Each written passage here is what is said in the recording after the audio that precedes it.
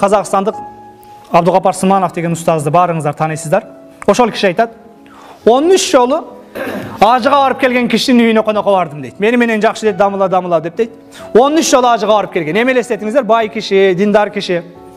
Үйүнө конокко бардык дейт, анан келиң молдеке төрдө отурабыз дейт. Бир шортикчен кыз чай ташып келет дейт. Анан эми бул ажата бай, башкайым, үйүндө ушундай официанттар, кызматкерлер иштейт экен деп отуруп дейт.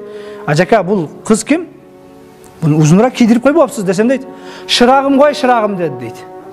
Бизче чырагым кой, чырагым деди. Эми эрке кызым деп айтыптыр. Чырагым кой, чырагым деди дейт. Ушул чырагың сени тозокко тагат дедим дейт. 13 жол эмес, 130 жол ажыга барсаң, ушул чырагың тозокко тагат дедим дейт. Өзү 13 жол ажыга барган дейт.